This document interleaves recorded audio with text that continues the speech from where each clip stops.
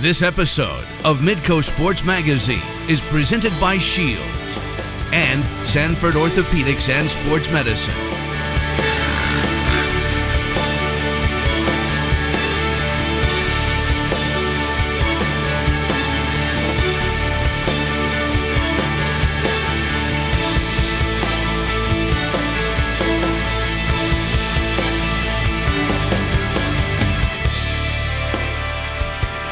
Hello and welcome again to Midco Sports Magazine, and this is our Best of 2018 edition. We are here at Will's Trading Table in the Sanford Sports Complex. In fact, kitty corner from the Sanford Pentagon here in Sioux Falls. And we've traveled a lot of roads in 2018. Brownie told a lot of great stories, and we'll hear from all of our contributors coming up here on the show, including David Brown. And Brownie, a lot of these stories get seen on TV, obviously, but they get shared on social media and get passed around and passed on to different people. Egotistically for us, we like seeing that get shared like that, don't we? Exactly. We want these stories to be well known and, as a result, well shown. Yeah. So if we can get a story out there on social media, not just through linear television, but through social media, and get people to share it on Facebook, Twitter, whatever social media channel they use, then that just gets more exposure for the story. And that's sort of the goal of these anyway, is to tell lesser known stories and make them more well known. This was a well-known family, that one of the stories you did in 2018 about the Millers from Mitchell, South Dakota. Macy Miller playing at South Dakota State right now. But tell us about why you wanted to do this story in the first place. I think everyone knows the Millers. I think everyone understands that there's so many different tentacles to the family, and they've all been such great basketball players. But I kind of wanted to go back to the roots, how it all got started, why it started from one place and it just spawned all these great basketball athletes. And you sort of see it started way back in Stickney, South Dakota. They played on an old wooden backboard on a gravelly driveway, kind of that old school mentality, and it just bred a work ethic that's extended down through multiple generations. Yeah, from Alan and Tom, the fathers there, Mike Miller, who's an assistant coach at Memphis now, and you trail it all the way down to Ryan and all the brothers in that Jordan family. And Macy, Jordan, as you mentioned. And now to Macy. And they do have such a great connection that's been so supportive over all these years playing basketball. Absolutely. You would see Mike Miller at Ryan Miller's games. You'd see Ryan Miller at Mike Miller's games, and vice versa. You see Randon Miller show up at Macy Miller's games over the course of her South Dakota State career. So the family support has never wavered as the basketball has traveled down through multiple decades. All right. My father is a big fan of Midco Sports Magazine. Well, we appreciate his viewership. His favorite story in 2018 was about a guy named Marvin Van Beek. Who is Marvin? Marvin is one of the most remarkable people I've ever met. He's a man from Northwest Iowa, lost both of his arms in a farming accident when he was a kid, and he sort of developed this attitude of, well, this is my lot in life, I gotta make the best of it. Grew up on a farm, still works on a farm, and over the course of his life, he learned how to play sports without any arms, and the angle that we had was he pitches. Yeah. He uses his feet, and he pitches with the arch of his foot. Yeah. And it's one of those things where you hear about it, but until you actually see it, you're like, no way. There's no way. And he jokes around with his kids that he has pretty good placement, and the only reason it wouldn't be a strike is because he purposely tries to throw a bad pitch. And he's working the corners. He's working the corners. He has 4 kids. 3 of them played baseball for West Line, or in that line district in Northwest Iowa. And he's just become a coach, a mentor, and he helps people get jobs in the area too. He's become a remarkable guy who's just used whatever he can to help others. And he, like a lot of other people in these stories that have overcome great odds to do something special, was almost reluctant to do this story, wasn't he? He didn't want a lot of fanfare around it. He didn't, and that sort of goes back to his personality, and what makes him such an intriguing character from a story perspective is that he didn't want it to be a woe is me, we should feel sorry for him. And so I hope that we presented it that way, that he just accepted the fact that he lost both of his arms. He tried prosthetics for a bit, but he's like, no, these don't work. And he's just like, this is my life now. I got to make the best of it. I'm no different than anyone else. And still does tough farm work. Tough farm work. He uses his teeth. Yes. He uses his shoulders. He uses basically any appendage he can to get the job done. So many fascinating aspects about that story. All right, one from, it's basketball season right now. This was from the end of basketball season last year in April of 2018 on an official who is now back on the court named Jeff Schroeder. What's his story? Jeff Schroeder, New Year's Eve 2017, was officiating an NSIC game in Marshall, Minnesota, Southwest Minnesota State game. Felt tired at halftime. He'd been battling a cold for a while, and midway through the second half, he just collapses on the court. He suffered an on-court heart attack, and thankfully, there was an automatic electric defibrillator there to help revive him, help save his life. They got him to Sanford. He had heart surgery.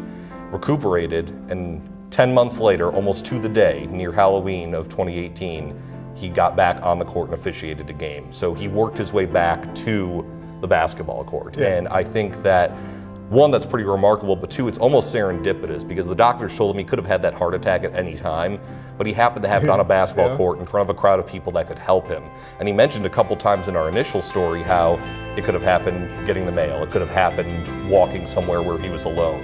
And so the fact that it was on the basketball court is almost serendipitous, and while he doesn't owe anyone anything or have to prove anything to anyone, I think he owes it in his mind to the game of basketball to give back, because being on the basketball court probably saved his life. Yeah, and best part is he's blowing the whistle again this year. Quickly, one last one on a young woman named Lexi Valentine who has some kind of rare medical conditions. Rare chronic illness. Yeah, talk about her a little bit.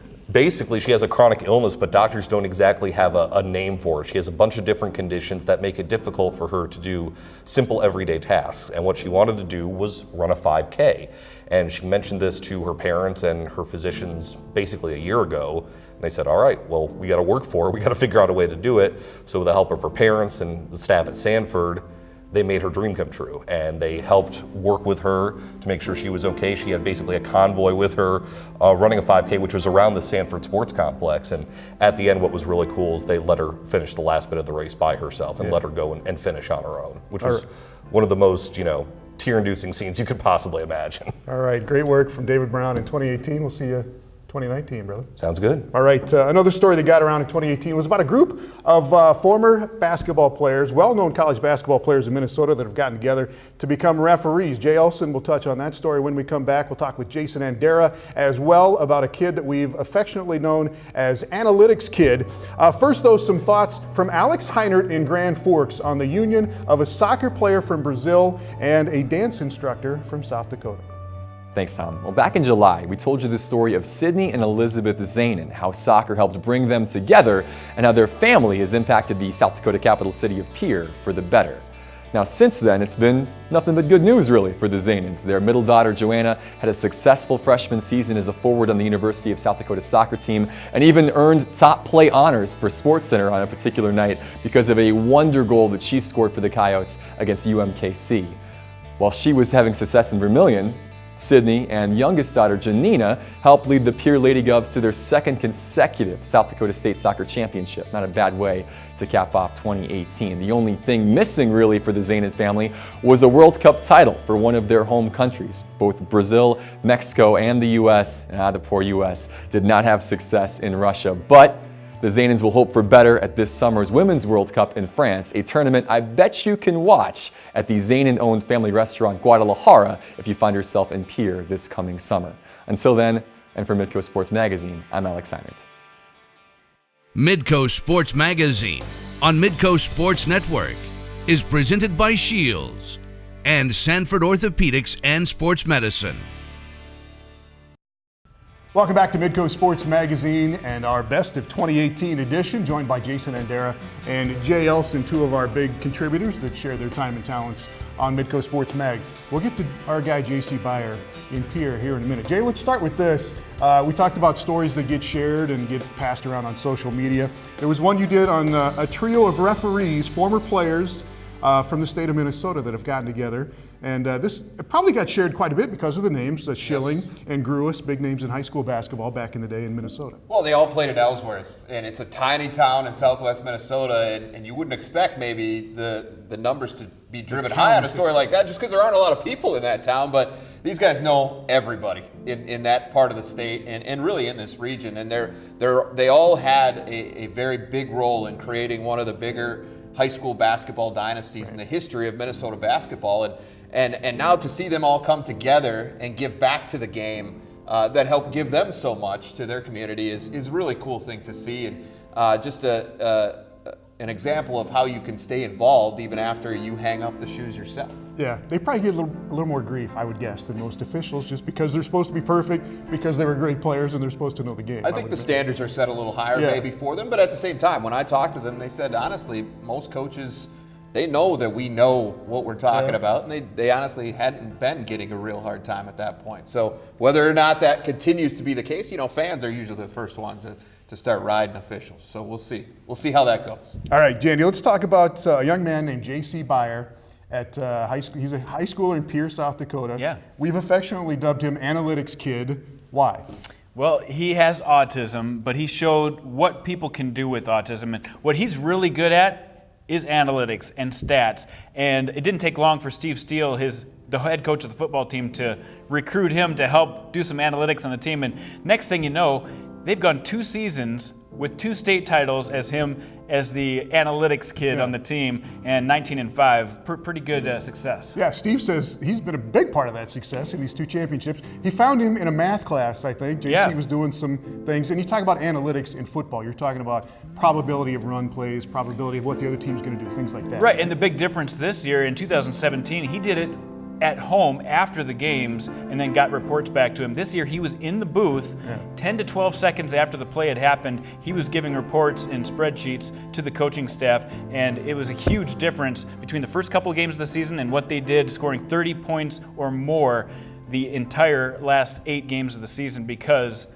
of a lot of the play calling. Yeah, Steve Steele's going to miss him after this year. JC is wicked smart, and he just took his college entrance exams, took his ACT. Yeah. What happened there? 28 on the ACT, 35 on the math portion. His goal is to go to college someday. He's got some issues to try to fit into college. He's hoping to get into the Augie Access program, which is perfect for what he wants to do. There's a great program at Augustana. Check that out online to find more about it. But he's got big goals, and he loves stats. He loves video games, so he'll be doing something computer programming in that area. All right, and it's been seen a lot. If you haven't seen it, all these stories are out there on YouTube. But we call it Analytics Kid. It's J.C. Byer is his name, from Pierre, South Dakota. All right, on a more sober note, Jay, we've got a story that we're going to follow up on here about Kitty O'Neill, who was, you did this story about 1.5 years ago or so, but it's kind of a sober update, but who is Kitty O'Neill to begin with? Well, she was a pretty incredible woman. It's hard to wrap it all into one because she was so many different things. But long story short, she ended up becoming one of the first female stunt woman in Hollywood. And then on top of that, she became a land speed record holder. And she did a lot of other things in her life, but those are the things that she's best known for. And it's just the connection to South Dakota, that part of the story is what's really unique about her. Yeah. Unfortunately, she's no longer with us. That is the update we've got regarding Kitty O'Neill. Yeah, she passed away in November due to complications from pneumonia. She was 72 years old. And what was really cool to see, and we go back to this sharing topic and how these stories are passed around. And Kitty was someone that was maybe a little bit underappreciated in her time. And I think that's the case with a lot of people, and especially one that decides to go live in Eureka, South Dakota instead of Los Angeles. And she kind of got away from that lifestyle toward the end of her life and spent a long time in north central South Dakota. But just to give you some numbers specific, in the 3 years since we did the story, Tom, the first 3 years, there was about 6,000 views on the story, which is a fine number, to be honest. In the 40 days since her death, that number has climbed to over 22,000. Yeah. So the story's been picked up by the Washington Post. They linked to it in an article. The New York Times did an obit on her as well. This is just a woman that, again, probably a little underappreciated in her time, and then once she's gone away and people are kind of reflecting on some of the things that she did and accomplished in her life, it was really cool to see how excited people got about all the things that she was able to do while she was here. All right, and just for both of you, quickly, just a thought on when we get into 2019 and a story that'll catch your attention. What is a good Midco Magazine story? What makes it a good story in your eyes? Yeah, I think what David said, lesser known stories that we make better known, that makes all the difference for me, and all of these are about overcoming obstacles for the most part. Well, and I love when we add to it, the sports part of this is obviously a significant thing for us, but so many of these have another underlying element, and that's really, really exciting. When you find something like that makes it unique to more people than just the average sports fan, I think that's what we're always going for here. All right, and a lot of thanks to that is to our producer, Josh absolutely. Muntz. We'll talk with Josh a little bit coming up next. First, Jody Norstedt in Fargo. He did a great story this year in February about the Olympic sport of luge and how it brought a couple together. Another one you can check out on YouTube. Here is Jody right now with some thoughts on a story he put together in October of 2018 on a young basketball player in Wahpeton, North Dakota. Thanks, Tom. There have been points of exhaustion, celebration, frustration, Really all the above for Jacob Peterman and his family over the past year. It was just a few days into 2018 when Jacob fell during warm-ups of a varsity basketball game, suffered a broken leg, and really the journey was just beginning. He'd soon find out that what caused that broken leg was a cancerous tumor. Then, after months of chemo, treatment, and scans, it was decided that the best way to avoid the cancer returning was to amputate Jacob's leg. And we followed him through the rehab process of learning to walk with his new prosthetic, and we were there for his first steps back into Wahpeton High School this past fall after finishing chemotherapy. And what a victory lap that was. As if Jacob's journey wasn't difficult enough, the family had to deal with a fundraiser gone wrong. Now, a benefit was held to raise money for Jacob's medical expenses at the Wahpeton Eagles Club in June, but that money, which was a significant amount, never ended up going to the Petermans, and an investigation is ongoing to identify a suspect. Even through the ups and downs, Jacob received good news just before Christmas that his 3-month scan came back clear of any cancer and that all his labs and counts are where they should be. He's even returned to the basketball team, something he's been looking forward to for a long time. I can cheer as loud as I can, support them, go to every practice and push them harder and harder every day. For us, just going to games, it's just cool to see him on the bus and see him on the bench. And Coach Eckroth has him calling out of bounds plays for him, and stuff like that where we're trying to get him included. And our kids draw some strength from him, and I think being around him, I think it changes them a little bit. Jacob has been working a lot with his prosthetic leg, and the hope is to get him on the court and into a game at some point this season. When that happens, I don't think there will be a dry eye left in that gymnasium. Midco Sports Magazine on Midco Sports Network is presented by Shields and Sanford Orthopedics and Sports Medicine. Welcome back again to Midco Sports Magazine, our best of 2018 edition, and our thanks to Will's Training Table here, and they brought out some of their fare right across from the Sanford Pentagon, kitty corner from the Sanford Pentagon. Will's Training Table, they're doing some additions here that will be coming in 2019. Josh Muntz is our producer for Midco Sports Magazine, and what that means is Josh goes out, does the interviews, does the research, sets up the interviews, does the interviews, puts the stories together. Just a couple things on good work, my man. And some of these stories will take 3 days. Some will take 3 weeks. Some will take 3 months, right? Absolutely. There's different levels of how we approach a story. Some stories we want to kind of jump into somebody's life and get the story right away. And then there are other stories we kind of want to, as far as like the Lexi Valentine story, we wanted her to be comfortable with us. Yeah. So, we visited her a number of times, getting her and her family comfortable with us. But, each story is different. Each story takes a different approach. So, and you do a lot of that. You do a lot of negotiating, so to speak, that we're going to treat it with dignity, and we're going to do it, and we're going to do it the right way. And people have to trust you first of all to get these stories done.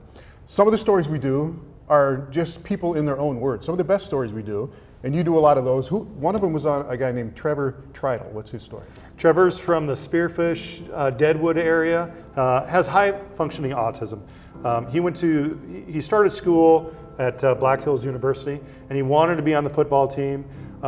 Through things beyond his control, he wasn't able to. They suggested getting on a powerlifting team. He really didn't want to at first, but he's come to embrace it, and he's so good.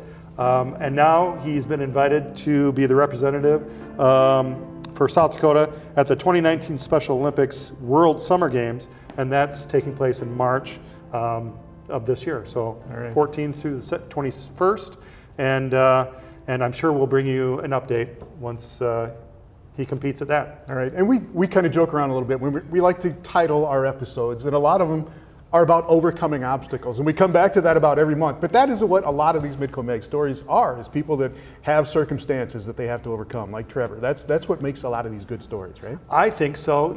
Our network covers a lot of basketball and football and sports in general, and I feel that Midco Sports Magazine allows us to get into some of those athletes that maybe aren't in the spotlight, if you will. Yep. And a lot of those athletes are overcoming something, Yeah. big, small, whatever. To them, it's really important, and we like telling those stories. A lot of them are fun as well. I get to do some of the funner ones. One that I really enjoyed this year was the Sambat. You see the Sambat in Major League Baseball. This was a guy named Sam Holman, had some roots in Wessington Springs, South Dakota. You went out there and did some interviews there. He ended up in Canada, started this company that is now Sambat, that made the first maple bats for use in Major League Baseball, and all of his ties to Barry Bonds and Giancarlo Stanton now. And it was just a really cool story to do that you can go out there and find. And I think it was really cool because he wasn't necessarily a sports person. He was a carpenter, if you will. He was a theater guy. Yeah. Theater guy. Somebody gave him a challenge. We need this, and all of a sudden now, his bats are in the Major League Baseball. Crazy. Quick thought on what's coming up early in 2019. A little teaser for us. We have a lot of things coming up in 2019. A couple of things that I will mention. In March, if you're a basketball enthusiast, we have a really cool concept for a show that's coming up. It's on one of the biggest shots ever in South Dakota State University basketball history. And then also, we talked about the Miller family earlier, and there's a lot of families in sports in this area. Another family that we're going to be talking to is the Giebert family. All right, Drew at USF, Maddie's at South Dakota State right now. Younger sister Macy's going to be playing at USD. That'll be a good story coming up in February. All right, our thanks to Josh Muntz, and thanks as well to Will's Training Table. And thanks to Sanford Health, Shields Sports for supporting us this year. And thank you, Tom. Right on. We'll see you in 2019 on Midco Sports Magazine. This has been Midco Sports Magazine.